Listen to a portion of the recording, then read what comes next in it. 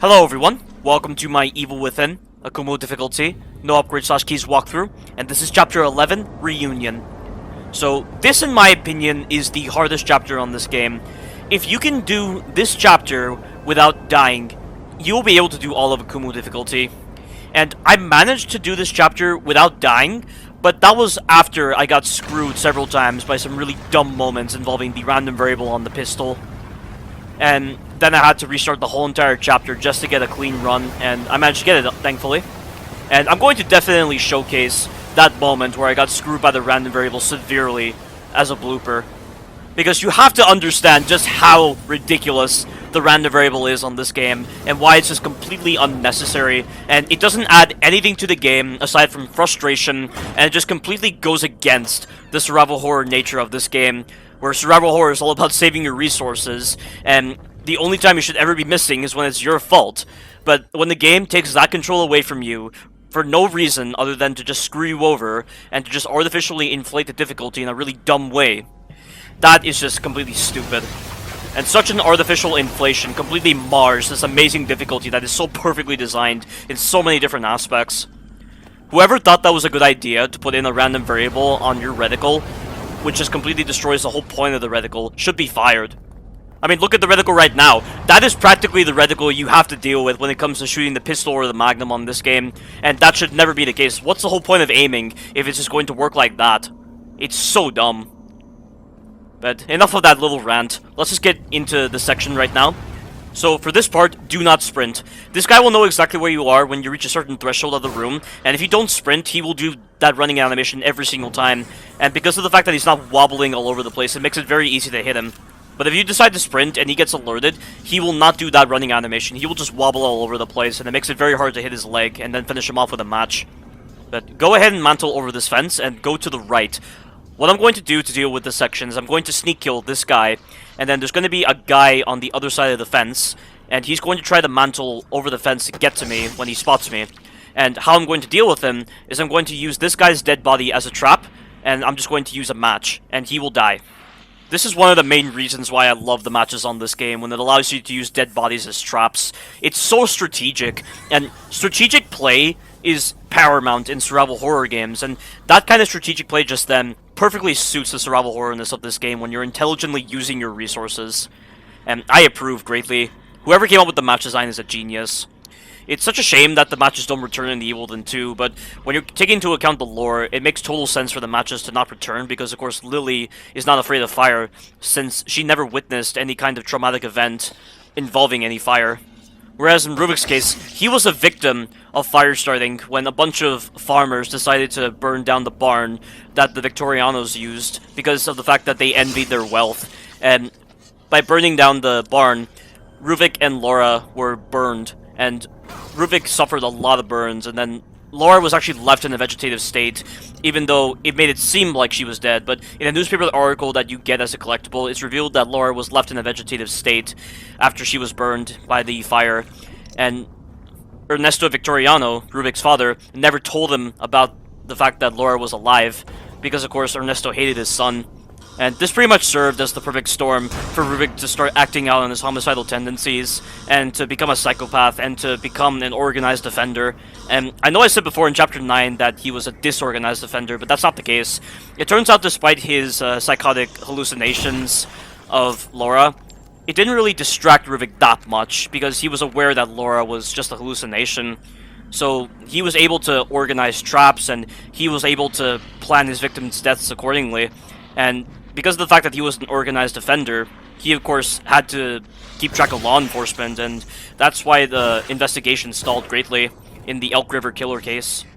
And of course Ruvik decided to act out his homicidal tendencies a little differently when he decided to work for Mobius. Yeah, there's just a lot of detail to Ruvik's backstory, and that's just the kind of thing I like about the Evil Within series when it comes to the storytelling.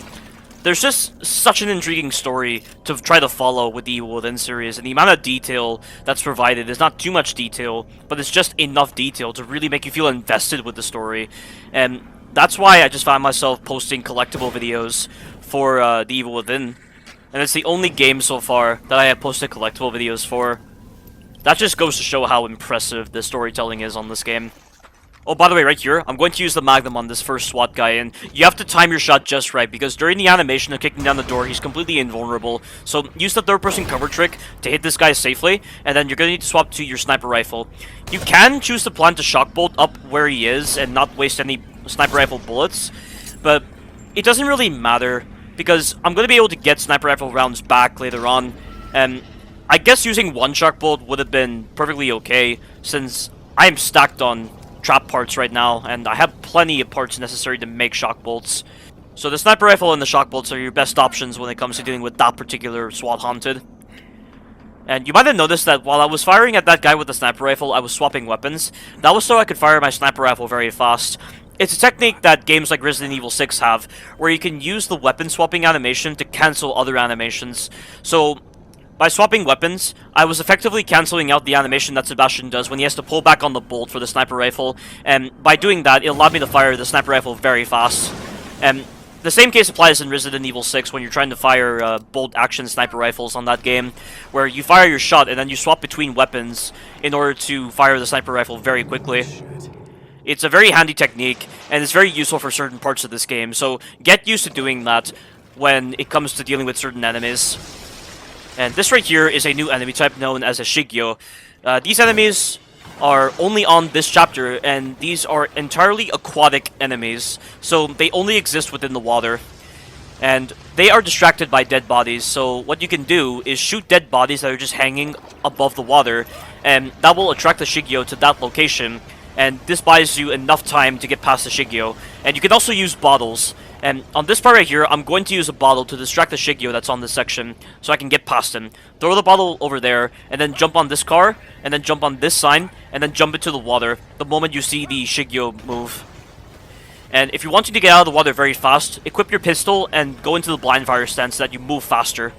And that is the end of that section. Akumu Nakamura actually designed that particular enemy, and on the topic of Akumu Nakamura, she actually designed Joseph as well, which is pretty cool. And originally, Joseph was supposed to be killed off halfway through the plot, and he was not even going to be a KCPD detective, he was supposed to be a prisoner, but Akumu Nakamura protested so much to Tango Gameworks to change up Joseph to be like he is in this game, and eventually they caved into her requests, and they made Joseph a KCPD detective, and he wasn't killed halfway through the plot, so she was very happy. And to further continue with this point, Akumu Nakamura actually wanted Joseph to have his own story expansion, just like what Kidman got in her DLCs, but this never came to pass, unfortunately. Can you imagine what it would have been like if we got to play as Joseph for very unique portions of the game, and we got to see his own unique experiences within STEM, just like we got with the Kidman DLCs? It could have been interesting. I mean, I can definitely understand why they didn't bother doing a Joseph DLC for this game, because Kidman actually has the background and mystique necessary to warrant a DLC, but Joseph doesn't really have that, because there's nothing about Joseph's background that makes a lot of people intrigued about him. I mean, maybe there could have been some things they could have added to make Joseph a more interesting character, even though he is pretty interesting in this game. But regardless, it's definitely understandable why there wasn't a Joseph DLC for this game. But that right there, use a freeze bolt on the doppelganger, and then use a shock bolt on the second doppelganger, and when you kill off both of the doppelgangers, all the enemies that were alive during that fight will just die. So there's nothing too difficult about that encounter. Something to bear in mind, whenever you freeze the doppelgangers, the hands are still active. However, if you use a shock bolt on a doppelganger, the hands will actually be paralyzed, and the shock bolts can actually stun the hands themselves. And if you knock over the doppelganger while the hands are active by shooting him in the leg while he's running, the hands will completely go away. So those are some important tips to note about those particular enemies. But we are now about to make our way over to the fight that trips up a lot of people, and it is the Gauntlet fight. And the reason why this fight trips up so many people is because the way this Gauntlet works is there are two fights that you have to do at the beginning that require a lot of ammunition. And then the next sequence is a sequence where you have to stay inside of a lift, and you have to shoot a bunch of enemies to make sure that they don't kill you when you're on the lift. And it can be tricky for a lot of people if they don't have a lot of ammo, but since you've amassed so much ammo at this point, since you've been following this walkthrough and actually played the game the way it was intended, this sequence is not going to be a problem whatsoever. And in the beginning, I'm going to sprint so I can make noise. This will draw this haunted over, and I'm going to hide on this corner over here. When he drops down, I'm going to do the sneak kill. And look at this. This is the rarest animation in this game, and it is the neckbreaker. The neckbreaker on this game is so satisfying when you nail it, and it sounds incredibly painful. The sound effects on the neckbreaker are perfect. They sound way better than Resident Evil 5's neckbreaker. I'm so glad that made the walkthrough, and if you're wondering how to do the neckbreaker, you have to try to do a sneak kill on a guy who's wearing a hard hat, since of course, Sebastian can't just stab through the hard hat. So instead he just opts to do the neckbreaker. And based on that criteria, it's definitely understandable why the neckbreaker is so rare on this game when the construction worker guys aren't as prevalent in these stealth sections. But go ahead and use a flashbolt to expose that sniper, and then headshot him, and then headshot the next guy. And then this is the part where you need shock bolts. So for the first phase, plant a shock bolt on the right-hand side of the door, and then wait until these two enemies get stunned by the shock bolt. You want to place the shock bolt specifically there, so that when you go to rush for the enemies, one of the enemies will not get stuck behind the door. And then go ahead and shoot this guy when he decides to kneel down in order to pick up his dynamite. And then he will just fall off the ledge. Now, I'm going to stand over here and wait for the enemies to come towards me. There are 3 enemies. So I'm going to plant a shock bolt as they try to drop down, because they cannot hit me when I'm in this position. And they're all going to get stunned by the shock bolt, and then I'm just going to burn them with the match. The shock bolts really shine on this sequence. They are so much better than the freeze bolts because of the fact that they have a lingering hitbox. Whereas with the freeze bolts, they only do instant damage and they have no kind of lingering hitbox.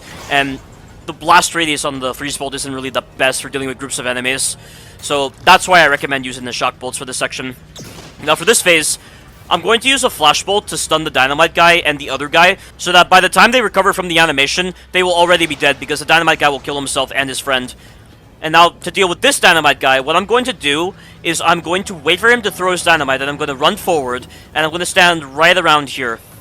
When you are close to this dynamite guy during his prepping animation, he will opt to run towards you rather than do his throwing animation, and he cannot transition out of that state. He is forced to run the full distance until his dynamite decides to detonate. He will never ever leave that state, and he is going to die. Now, for the next 2 phases of this fight, I'm going to use the shock bolt method once again, and it will be trivialized very easily. And something you gotta bear in mind when you are trying to shoot the shock bolt on the ground, if you have any burning enemies, you have to be very careful that you don't shoot the shock bolt too early, because the burning enemies have lingering hitboxes, and if your shock bolt connects with their lingering hitbox, it will disappear because the hitbox will disappear. And if you find it hard to believe, watch this. Watch the laser on the Agony crossbow. Watch it extend a little bit. The reason why it extended was because the hitboxes on those enemies completely vanished. And that's why I was able to plant my shock bolt just then and prepare for this next phase. Now, this is the final phase of the fight. There's going to be one guy that will not leave the room. And I'm going to prematurely throw my grenade so that by the time the grenade lands, the door will be open and it will land next to this guy. The reason why I don't throw the grenades while he's busy firing is because he has a tendency of hitting your hand and killing you. So do that and you will be fine. And we are now going to make our way over to the next part of the fight. This part of the fight is not so bad whatsoever. In the beginning, there's going to be a sniper guy, and he is going to shoot you if you decide to drop down. But I'm just going to put him out of commission before I even drop down into the room, by standing in this spot and shooting his head like that. And you are free now to pick up any traps, and there's also a grenade in the tube to my right. As long as you have a minimum of 2 grenades for the lift sequence, you'll be able to replicate the strategy that I'm going to do for that sequence very easily. But there are a couple of bear traps in this room, and there's also an explosive trap. You have to actually destroy that explosive trap if you want to use the ladder. Because if you don't, the explosive trap will detonate before you have a chance to get up the ladder. And now that I've disarmed most of the traps in this area, I'm just going to make my way over to the generator, and I'm going to turn it on. And the moment I turn on the generator, the fight is going to begin. And this fight coming up is not so bad. On the first instance of starting this fight, the 3 guys who rush you will always come up the ladder. If you decide to restart the checkpoint, 2 out of the 3 guys will come up the ladder, and only 1 of them will go up the stairs. And that can prove to be problematic because they can flank you very easily and get the drop on you before you have a chance to fight back. So I'm just going to make sure that I do this whole entire fight on the first try, which I do. It's very easy to do. And make sure you craft a freeze bolt so I can kill one of these SWAT guys. This was the point in my handgun/consumable only run of this game where I discovered that these SWAT guys can actually damage other enemies. And it's the same case with the Sniper Haunted as well. The Sniper Haunted can damage other enemies. Any enemy that has a gun can damage other Haunted. It's just very hard to do so because the weapons are hit scan based weapons, and trying to position yourself correctly to not get hit by hit scan based weaponry is very difficult. So there's never any opportunity to use friendly fire for the enemies against these guys. So the 3 enemies are dead, and the SWAT guy is dead. And now what I'm going to do is I'm going to wait for this SWAT guy to fire, because he always fires when you get near the door, even when you're not even opening it.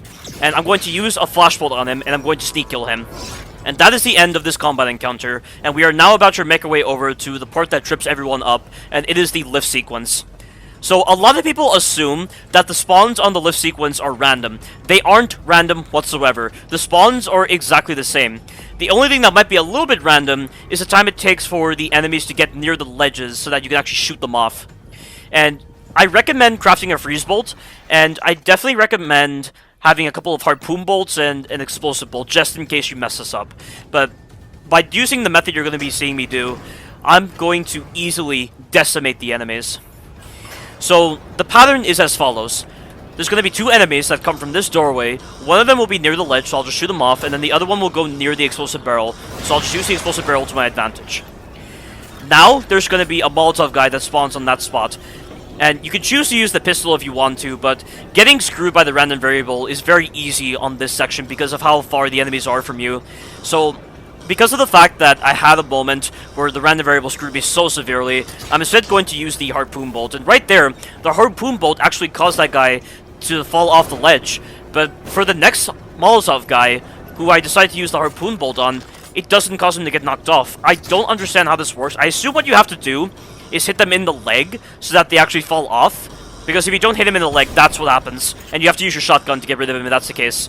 There's a SWAT guy, shoot him, and then this is the part right here. Prepare 2 grenades. Get ready, time it perfectly, and throw 2 grenades at that spot to kill the Molotov guy that spawns. And then you got to immediately shoot this guy before he sets up at his spot. If he sets up at his spot, you will not be able to knock him off the ledge. If you shoot him just right, he will always fall off the ledge. And then get rid of those 2 guys, because for some reason, that SWAT guy gets stuck on the Haunted, and I can use the shotgun to get rid of both of them. And then shoot the barrel up top, and if there are any stragglers, use your sniper rifle to get rid of them. And that right there is the best way to do this whole entire lift sequence.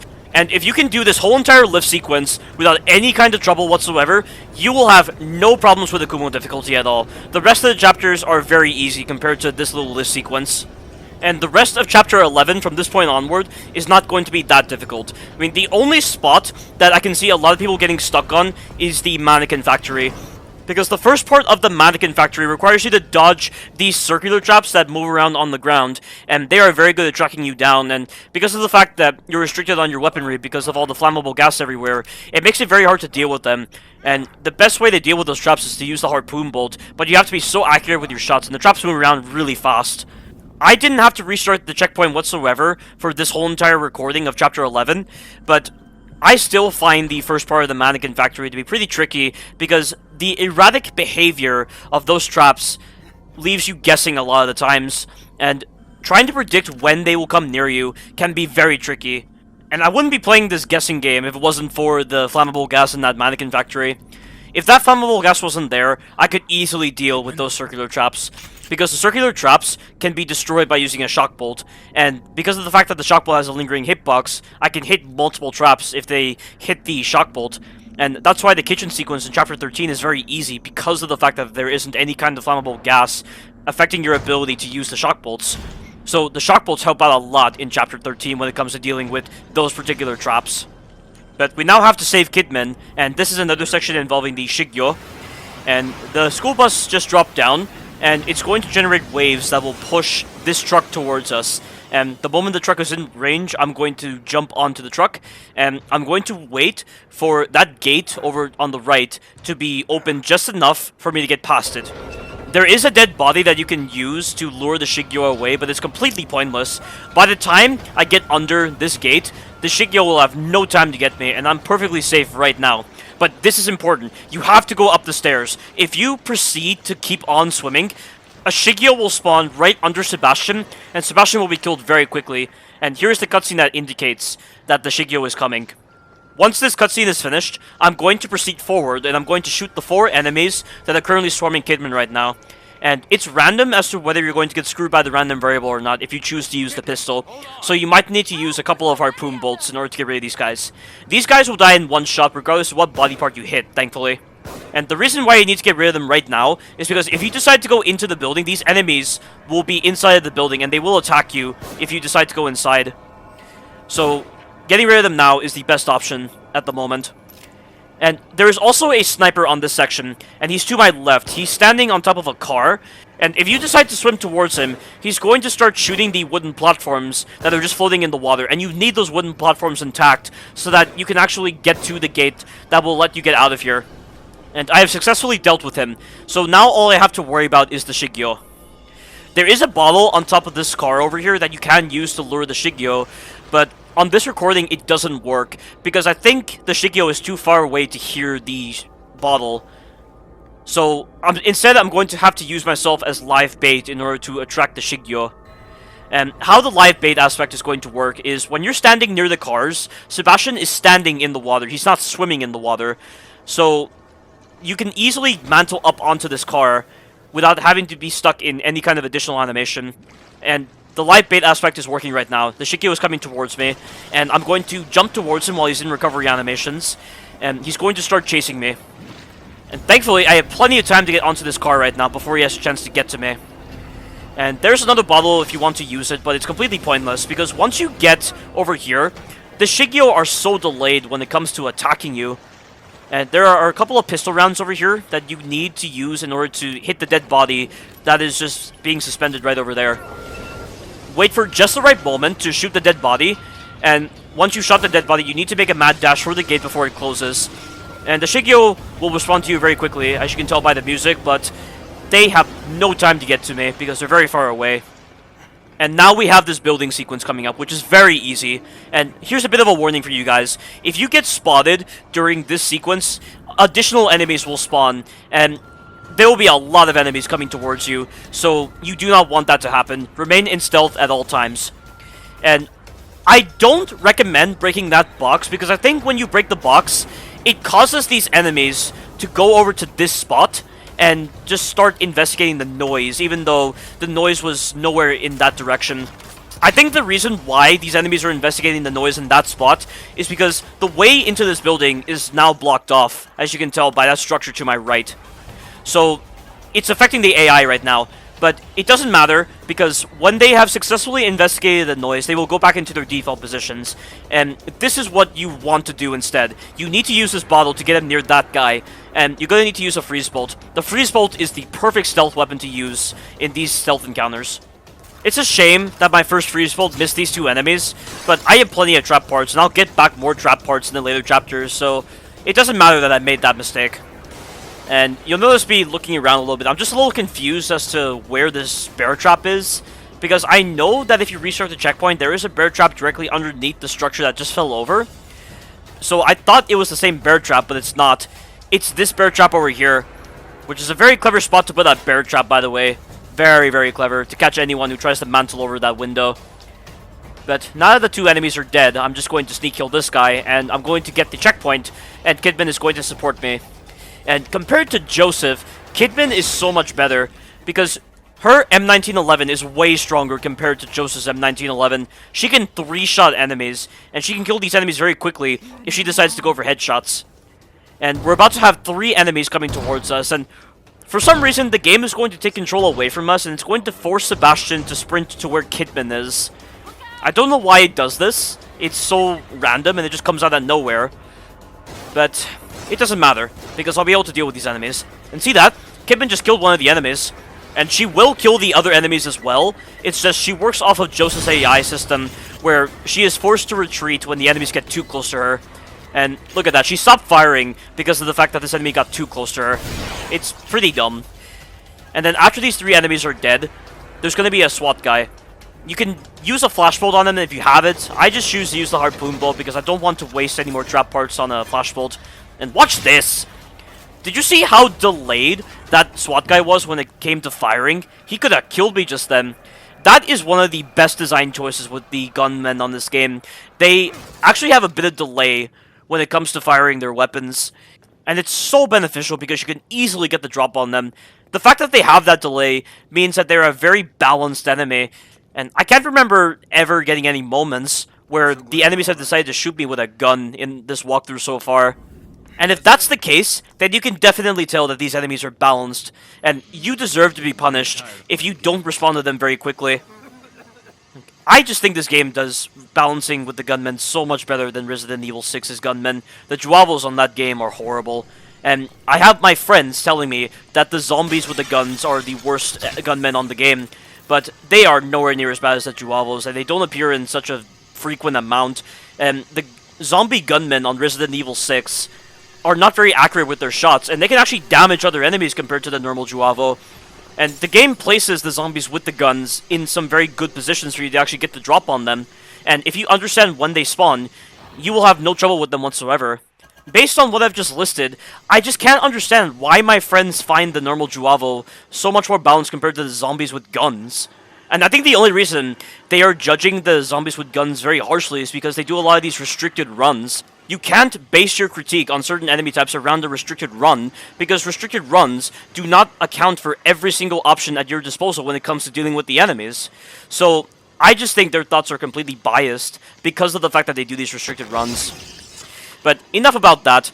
We're in the mannequin factory right now. To get past those circular traps, you just gotta make sure that you use the harpoon bolts on the first trap that comes very close to you, and then you gotta navigate the room very carefully so that you don't get hit by the traps. And for these guys, if these two enemies spot you, it will go to a cutscene where they light dynamite and they will blow up the whole entire building and you'll die. So you have to get rid of these two enemies before you decide to pick up the factory keycard. Now, for this part, you need a flash bolt. There are going to be a bunch of enemies that spawn behind this door, and you have to blind them with the flash bolt if you want to get past them, and they will spawn the moment you use the keycard. So use the keycard, and then immediately fire your flash bolt, and don't even bother trying to kill them, just run past them. And that is pretty much the final enemy encounter for Chapter 11, and all we have is just a little bit of a breather to pick up some ammo, and to get set up for the next chapter. And Chapter 12 is very easy, and it's a lot of fun. It is a short but sweet chapter that is really well designed in its boss fight and in its combat encounters. And a lot of people really struggle on that chapter, so when I showcase my strategies for Chapter 12, and you see just how easy the combat encounters are when you fully understand how they work, you're going to really appreciate how fun and hectic and awesome that chapter is. This game never ceases to impress me. This is definitely one of the best games ever made. And it's such a shame that this game did not receive the kind of acclamation that games like Resident Evil 4 did. It needs that. Like, this game feels so hectic. It feels so well designed in everything. It has some really great environments. Like, Crimson City right now. The environment that we're traversing right now is Crimson City. Crimson City is one of the best cities I have ever traversed, by far. I mean, we've traversed cities in games so many times, and it's gotten pretty old, but this game just adds a new spin on the city environments by making Crimson City what it is. This city has character. Like, this whole entire game has character, and it feels so different from other games out there. You just cannot go wrong with this game whatsoever. But that is the end of Chapter 11, and before I leave, I'm going to showcase this blooper here, where I get screwed by the random variable to such a degree that it just doesn't make any sense whatsoever. Like, look at it! 3 shots in a row I missed, and my reticle is perfectly on this guy. But it's not as bad as this. Watch. I'm going to fire at this guy like 6 times, and every single shot will miss, even though my reticle is perfectly on him. And I'm getting very lucky that the Molotov is hitting that beam directly ahead of me. But it doesn't matter, because I'm going to end up dying. It's so dumb. There is no reason for that random variable to exist. And I die. And that is what caused me to restart this whole entire chapter, just to get a clean run of it. It's so ridiculous how dumb that random variable can be at times. And if you didn't believe in the random variable in the first place, there's your proof. There's your proof that the random variable exists on the pistol. Why it's there is just so baffling. I just don't get it whatsoever. It's just completely unfair, and it adds nothing to the game aside from frustration. But stay tuned for the future chapters. Thank you all for watching, and you take care now.